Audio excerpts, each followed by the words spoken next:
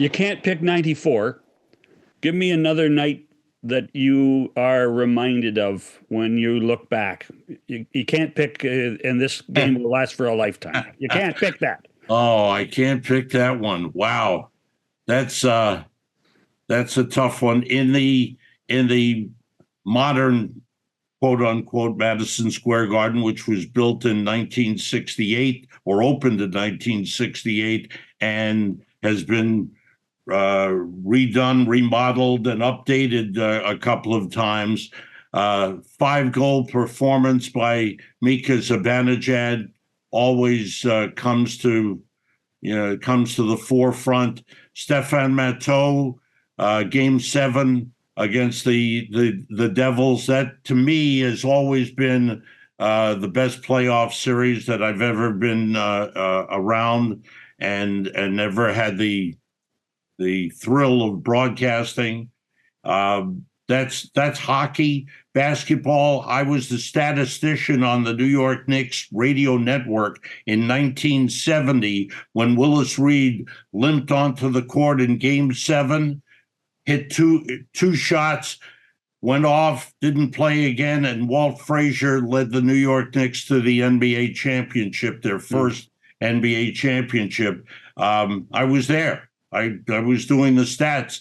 The Marv Albert was calling the game locally on WNBC in New York radio, and the Knicks had a great run in the middle of the season in January. They won 18 straight games, and they set up a radio network of small stations, upstate New York, Connecticut, Massachusetts, and Jim Gordon, who was my mentor and my predecessor on New York Rangers TV, was the play-by-play man, and I knew Jim because we worked together while I was in college. I worked at WINS as a person in the newsroom, helping the newscasters gather their information. Jim was the morning newsman, and we became friends, and he was my mentor, and he hired me as his statistician on the Knicks radio network, and I was there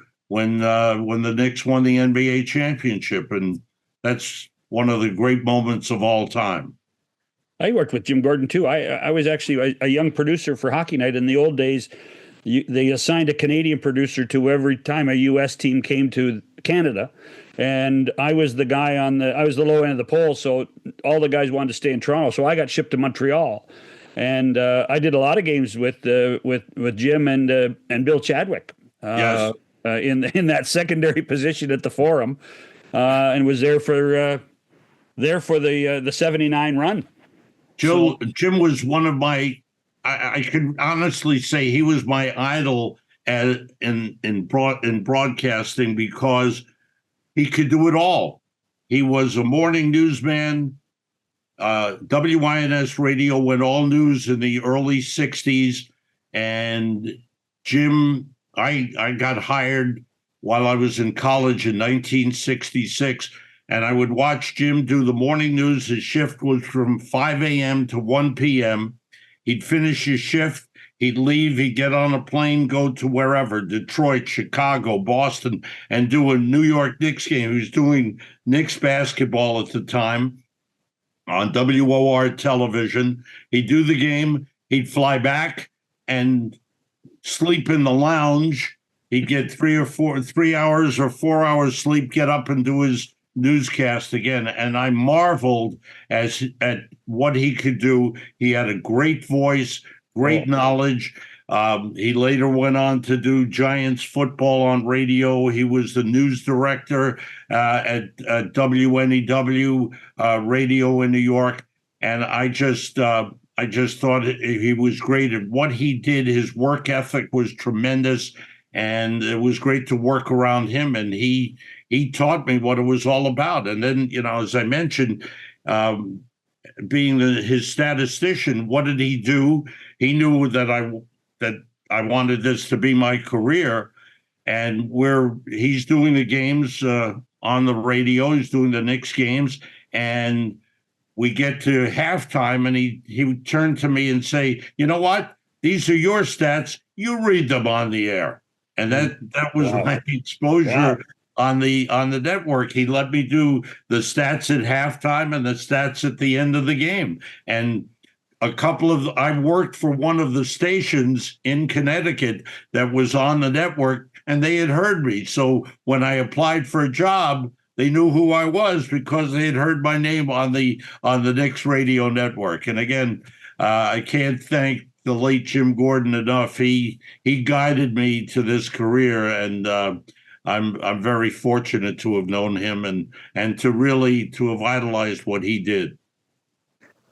I'm always amazed at how Kenny balances all the different Kenny Albert balances all the different sports. But you did this before him, and you talked about how Jim was multi-talented in his different adventures. You never turned down a job ever. Like you had what 12, 13 jobs at one point at the same time.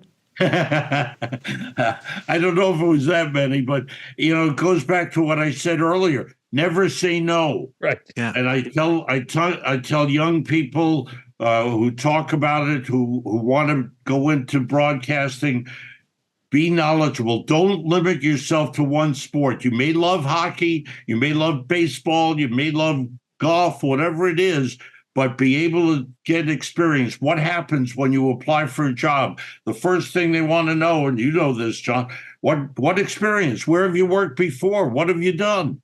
And if you have none, you're out the door. They don't want to. They don't have the time to talk with you. If you have that experience, and you can say, "Well, I've done basketball here, and I did baseball here, but I love hockey, and I know hockey." Well, we'll try him on hockey, or we'll try her on hockey. And I think that's something that I've always felt is very, very important. It helped me in those early days of ESPN. As I mentioned, I did a table tennis match once. I did Australian rules football. Whatever came along, I wanted to be able to. And so one time, the late Scotty Connell, who was executive producer, said to me, "Is there any sport you can't do?" I said, "There may be one or two that I can't do, Scotty, but if I can't do them, I'll find out how to do them." And that was something that, again, I prided myself working with an expert on women's field hockey. What did I know about women's field hockey? But the person sitting next to me, she knew everything about the game, and I made sure that I didn't try to be the expert. I let her be the expert, and oh, nice shot over there. Oh, well, this is why it happened. She would handle that. I would handle the shot and the goal, or the shot and the save, or the shot that went wide. But I think that's always been my approach, is to make sure you know as much as you can, and don't be the expert if you don't know.